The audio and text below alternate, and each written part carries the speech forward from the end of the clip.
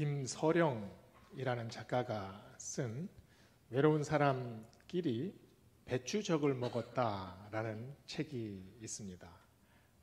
이분이 자기 고향에서 먹었던 그런 아주 토속적인 음식들을 자기의 기억과 잘 버무려서 이렇게 책으로 낸 글입니다. 제가 인상 깊었던 대목을 한 구절 읽어드리겠습니다. 고추를 손바닥으로 비벼보고 냄새 맡고 마늘을 까고 찢고 오이를 분지르고 양파와 토마토의 단면을 정신없이 들여다보며 아름다움을 발견하고 맵고 짜고 달고 쓰고 신맛을 혀끝에 올려놓고 전율할 때 인간은 우주의 본질에 도달할 수 있다고 나는 믿는다. 어쩌면 인이거나 사랑이거나 자비라고 불러도 좋을 그 무엇, 바로 그것을 대면할 수 있는 가장 가깝고 너그러운 장소가 저 산꼭대기 선방이나 성균관의 명륜당이 아니라 부엌이라고 나는 확실히 믿는다.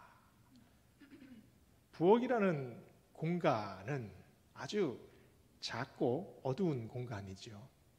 그러나 이 공간에 들어갔을 때 맘만 자극되는 것이 아니라 이 자극되는 것이 삶을 일으킨다는 그런 말이지 않습니까? 심지어 이것을 통해서 우주의 본질과도 맞닿을 수 있다라고 이야기를 합니다.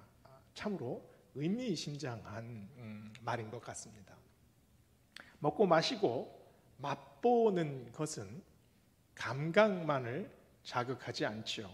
무엇을 맛보고 자랐느냐에 따라서 그 사람이 달라지기도 합니다. 어렸을 때 맛본 것에 따라 식성이 결정이 되고요. 그 결정된 식성에 따라 건강이 또 결정되기도 하지 않습니까? 맛을 본다는 것은 기억과 깊이 연관되어 있지요. 나의 기억, 내가 먹은 것에 대한 기억이 그 사람을 결정할 수 있습니다. 김치를 먹고 자란 아이와 치즈를 먹고 자란 아이는 다르지 않겠습니까? 먹고 자란 것에 따라서 사고방식이 달라지고 가치관이 달라지고 또 사는 그 방향까지도 달라질 수 있습니다. 오늘 읽은 본문 말씀은 성찬에 대한 말씀입니다. 성찬에 대한 말씀, 믿음에서 먹고 마시는 이야기를 풀어낸 말씀이지요. 성찬은 어떻게 보면 믿음을 먹고 또 은혜를 마시는 그런 행위이기도 합니다. 그런데 사실 이 성찬은 종교개혁 이후에 말씀보다는 덜 중요시 여겨지게 됐습니다. 가톨릭은 성찬을 중요시하기 때문에 이 제단이 중심이 되죠. 그런데 우리 개신교는 어떻습니까? 말씀이 중요하기 때문에 이 강단이 중요합니다. 이 두 가톨릭과 우리 개신교와의 차이가 여기서 생겨나게 되죠. 우리는 말씀을 중요시 생각합니다. 그러나 그럼에도 불구하고 성찬을 예배의 부수적인 것이라고는 결코 생각할 수 없습니다. 왜냐하면 성찬은 예수님께서 직접 제정해 주신 거룩한 예식이기 때문이죠. 그래서 성찬을 보이는 말씀이라고 신학자들은 말합니다. 설교는 들려지는 말씀이죠. 성찬은 보이는 말씀입니다. 직접 경험하는 말씀이라는 거죠. 우리가 이 말씀과 성찬의 관계를 어거스틴이 아주 유명한 말로 이렇게 정리했습니다. 말씀을 제거해라. 그러면 포도주는 그저 포도주일 따름이다. 말씀을 더하라. 그러면 그것은 거룩한 예식이 될 것이다. 성찬에 말씀이 들어갔을 때 그 성찬이 본래 의미를 찾아간다는 거지요. 성찬의 의미를 제대로 깨달을 때 우리는 그 성찬을 행함으로 거룩함에 좀 더 가까이 다가갈 수 있게 됩니다. 우리가 하나님의 은혜를 눈으로 볼 수 있습니까? 하늘에서 하나님의 은혜가 내려지는 것을 우리가 목도할 수 있습니까? 하나님의 은혜는 보이지가 않지요. 그런데 성찬을 통해서 우리는 하나님의 말씀을 만질 수 있습니다. 맛볼 수 있습니다. 냄새 맡을 수 있습니다. 경험할 수 있지요. 그래서 성찬식 중간에 이 받아든 잔을 들고 참 감격하시는 분을 가끔씩 봅니다. 잔을 들고 눈물 짓고 고개를 숙이고 한참을 있는 그 장면들을 여러분도 몇 번 보셨을 겁니다. 왜 그렇습니까? 그 시간에 하나님의 그 신비한 임재에 붙들린 거죠. 전혀 다른 말씀이 없었습니다. 그러나 그 잔 하나 들고 이 잔 속에 담겨져 있는 의미가 나를 압도하고 나를 감격시키고 이것으로 인해 내 영혼 속에서 우러나오는 감사가 터져 나올 때 그때 우리는 성찬을 통해서 하나님 앞에 좀 더 가까이 가지 않습니까? 우리는 1년 가까이 성찬을 경험하지 못하고 살아갑니다. 이 기간이 사실 육신적으로는 우리에게 별 상관이 없는지도 모릅니다. 그러나 성찬은 하나님께서 우리에게 보여주시는 가시적인 은혜의 통로입니다. 이 통로가 벌써 거의 1년 동안이나 막혀 왔습니다. 성찬이 없는 교회를 우리는 지금 거의 1년이나 보내고 있습니다. 그래서 어쩌면 우리의 영적인 갈망이 우리를 일깨우고 있는지도 모릅니다. 하나님께서 주시는 그 보이는 말씀, 우리에게 들려지는 말씀뿐만 아니라 맛볼 수 있게 하는 말씀, 그 말씀이 우리에게 갈망이 되어서 다가옵니다. 어쩌면 이 시간이 우리에게 그래서 더 소중한지 모릅니다.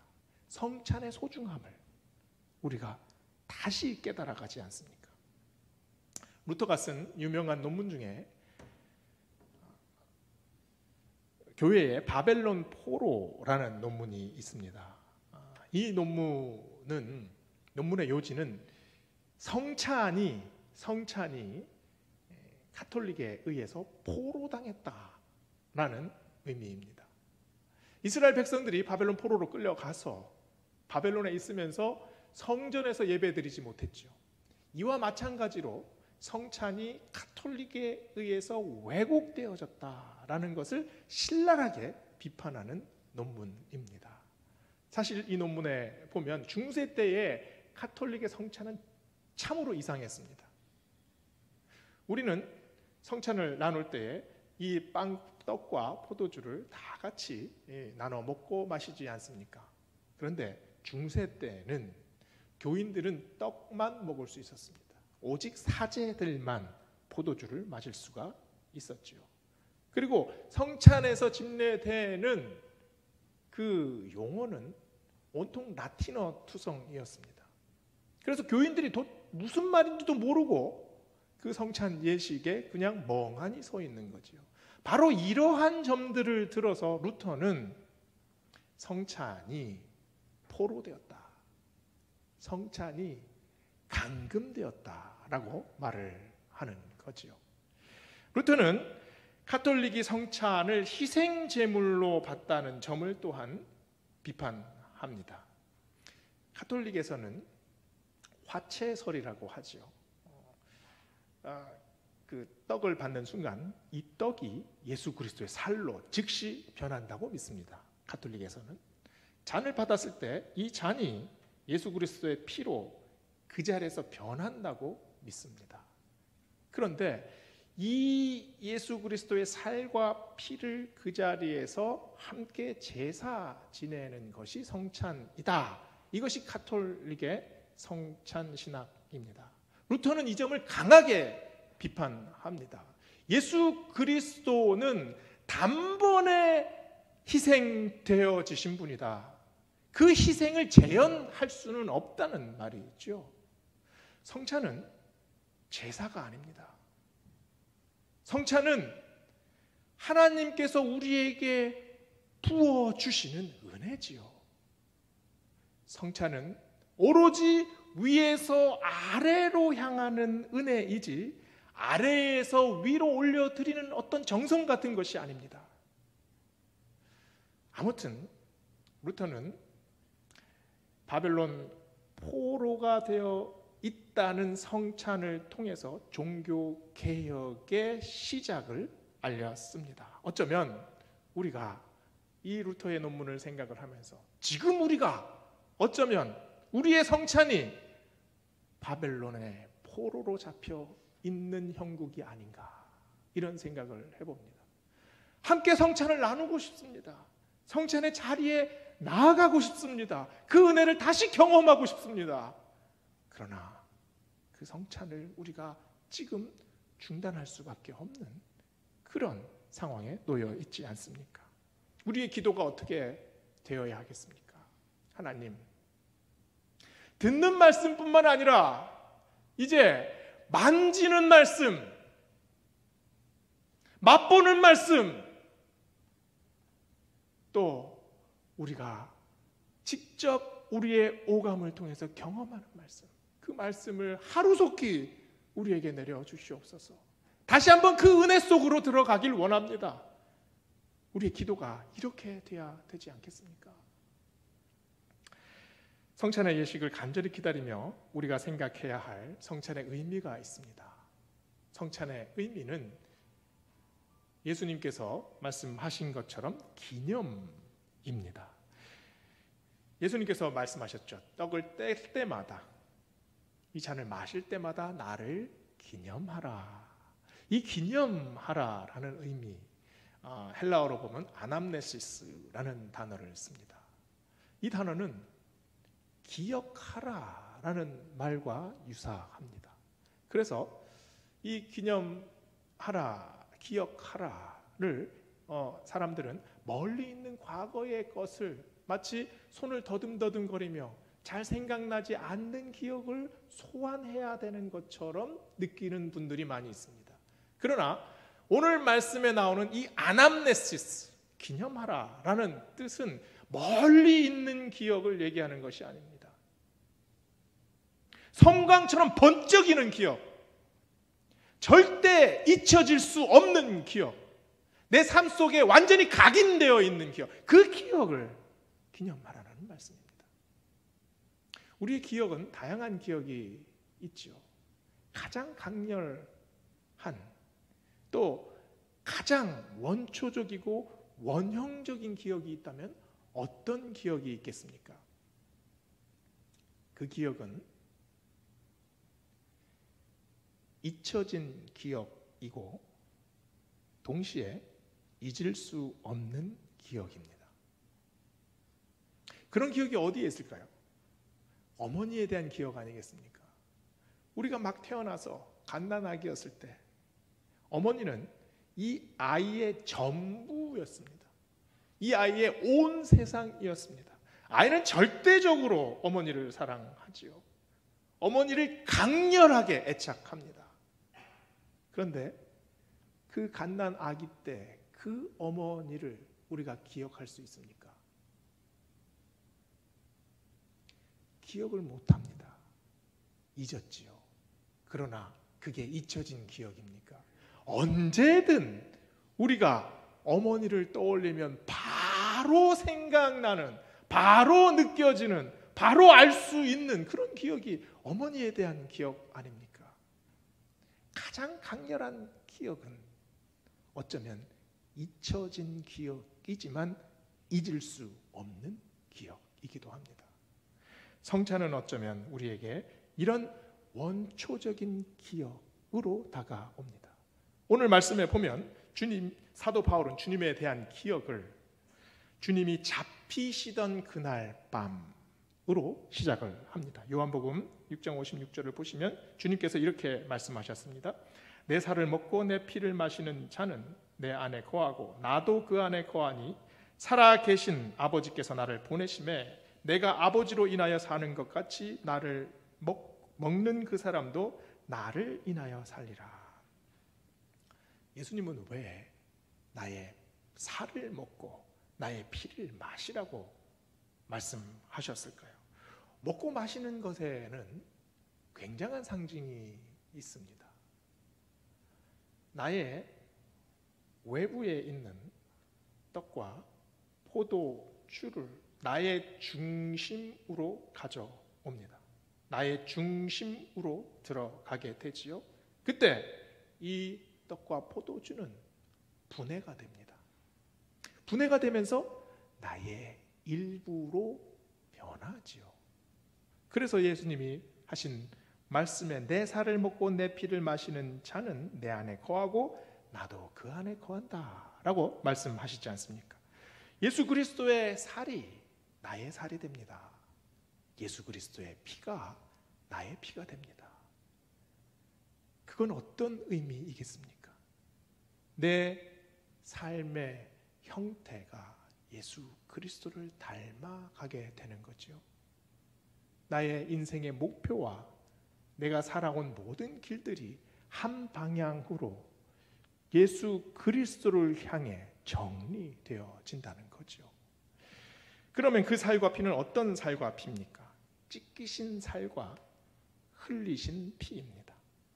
예수님께서 나를 위해 죽으신 기억, 그 십자가의 기억으로 돌아가라는 말이죠. 그런데 여러분, 십자가에 대한 기억이 있습니까? 예수님께서 골고다 언덕에 죽으셨을 때 여러분이 직접 그 자리에 가서 목도하셨습니까? 그 경험이 있으신가요? 도대체 무엇을 기억하라는 말씀일까요? 기억하라는 것은 우리가 경험한 것을 기억해야 합니다. 2000년 전에 일어난 사건을 우리가 무슨 수로 기억을 한단 말입니까? 26절을 자세히 읽어봅시다. 너희가 이 떡을 먹으며 이 잔을 마실 때마다 주의 죽으심을 오실 때까지 전하는 것이니라. 내가 이 떡을 먹을 때마다, 내가 이 잔을 마실 때마다 나의 기억은 어떤 사건과 연관되어 있습니까? 나의 기억은 주의 죽으신 바로 그 사건과 연결됩니다. 나는 경험하지 못했죠. 그러나 나는 내가 이 떡을 먹을 때마다, 이 잔을 마실 때마다 나는 주께서 2000년 전에 죽으신 그 사건이 시간을 소급해서 올라와서 지금 여기에 내가 경험하게 된다는 사실입니다. 내가 이 떡을 먹을 때마다, 내가 이 잔을 마실 때마다 나의 소망은 어떤 미래와 연관되어 있습니까? 주께서 오실 때 그 미래와 연관되어 있습니다. 우리는 그때가 언제인지 확실히 알지 못합니다. 그러나 확실히 압니다. 확실히 믿고 있습니다. 그래서 그것이 주의 재림이, 주께서 오실 그때가 우리의 기억이 되는 거지요. 내가 떡을 떼서 먹을 때마다, 내가 잔을 들어 마실 때마다 예수 그리스도의 과거와 예수 그리스도의 미래가 지금 이 자리에 와서 내가 앉아있는 바로 이 자리에 함께 쏟아집니다. 바로 지금 현재 나와 함께 경험하게 되는 거죠. 우리가 예수 그리스도의 잔과 피를 기념한다는 의미는 바로 여기서 주님께서 나를 위해 죽으신 고난과 부활하신 사건과 앞으로 오실 재림의 사건을 기억해낸다는 겁니다. 고백한다는 말입니다. 그것이 바로 성찬의 의미입니다. 성찬은 또한 교제와 나눔입니다. 그래서 나누고 참여한다는 의미를 살려서 영어에서는 커뮤니언이라고 얘기를 합니다. 잔을 나누고 떡을 떼어서 나누지요. 그러나 나누지만 분리되지 않습니다. 나누지만 참여하게 됩니다.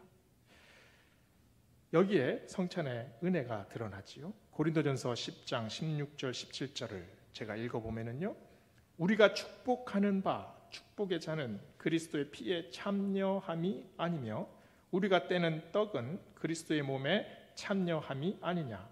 떡이 하나요 많은 우리가 한 몸이니 이는 우리가 다 한 떡에 참여함이라. 떡을 하나씩 떼어서 나눠 먹습니다. 그러나 따로 떨어져 나가지 않습니다. 잔을 서로 나눠 마십니다. 그러나 나뉘지 않습니다. 오히려 연합합니다. 오히려 뭉칩니다. 오히려 결합하고 하나가 되고 연결되고 이어집니다. 이것이 참여 아닙니까? 1500년 전에 어거스틴은 이 부분을 이렇게 설교했습니다. 빵 한 덩어리는 무엇을 의미합니까? 이것은 많은 우리가 이룬 한 몸입니다. 빵 한 덩어리는 밀 하나로 만들어지지 않았습니다. 수많은 밀들이 모여서 만들어졌습니다. 그러나 이 수많은 밀들은 빠져야 합니다. 세례받을 때 죄가 사해지는 것처럼 물에 적셔져야 합니다. 성령의 불을 받을 때처럼 불에 구워져야 합니다. 이렇게 설교했습니다. 1500년 전의 설교가 지금 강단에서 선포되어져도 전혀 손색이 없지 않게 느껴지지 않습니까? 어거스틴이 강조한 것은 무엇입니까? 어거스틴은 빵 한 덩이와 밀알 하나를 비교하고 있습니다. 이 한 알의 밀알이 부서져야 한다는 거죠. 이 밀알이 부서지지 않고 깨지지 않고는 결코 한 덩어리로 모일 수 없음을 이야기하고 있습니다. 주님의 성찬 앞에서 무엇이 부서져야 하겠습니까? 바로 내가 부서져야 합니다. 내가 가지고 있는 고집과 아집이 있습니다. 그리고 내가 생각하고 있는 편견이 있습니다. 그리고 내가 가지고 있는 심리적인 방어 기제들도 있지요. 누군가 그거를 누르면, 누군가 그것을 아프게 하면 그냥 터집니다. 왜냐하면 약하기 때문이죠. 그 부분이 그만큼 아프기 때문입니다. 그래서 더 결사적이 되고 더 열렬하게 반응하는지도 모릅니다. 위선의 가면 뒤에 숨어 있기도 하고요, 질투의 화살을 날리기도 합니다. 그 이유가 무엇이겠습니까? 우리는 내가 가지고 있는 밀알 알갱이 하나에만 집착합니다. 이 알갱이가 깨지면 모든 것이 다 끝난다고 생각하기 때문이죠. 그러나 이 알갱이가 깨지고 부서지고 으깨지고 가루가 되면 보입니다. 그동안은 내가 상처받았다고 생각했죠. 그러나 깨지고 나면 보입니다. 내가 상처 준 사실이 보입니다. 그동안은 내가 소외받았다고 생각했죠. 그러나 내 삶이 부서지고 내가 가루가 되면 그때 보입니다. 내가 소외시킨 그 일들이 눈에 들어옵니다. 성찬의 식탁은 우리를 으깨고 부수고 그리고 깨트립니다. 내가 깨질 때 우리는 얼마나 고통스럽습니까? 눈물이 나지요. 한숨이 나지요. 또 도대체 왜 나만 손해보는 일을 하냐고 한탄하기도 합니다. 그러나 우리가 깨질 때 그냥 깨지지 않습니다. 우리가 깨질 때 찬란하게 깨집니다. 우리가 깨어진 이 틈 사이로 하나님께서 우리가 상상할 수 없는 은혜를 부어주시지 않습니까? 그 은혜는 우리가 마음먹어서 되지 않는 평화를 일궈냅니다. 우리 영혼에 화평이 깃들게 됩니다. 내가 손해보는 것 같고 내가 바보가 된 것 같지만 오히려 그 안에 하나님 주시는 어마어마한 사랑의 무게를 느끼게 되지 않습니까?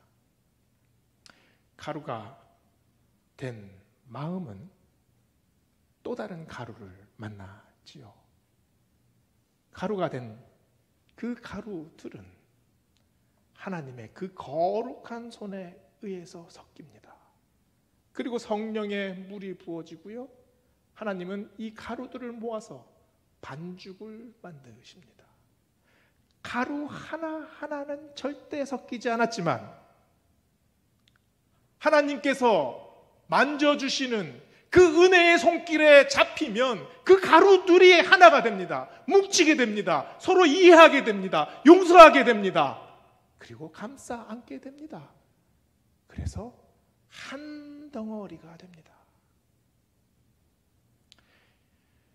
우리가 성찬의 식탁에 나아가기 전에 우리의 마음은 어땠습니까? 무력했습니다. 내가 도대체 무엇을 할 수 있겠습니까?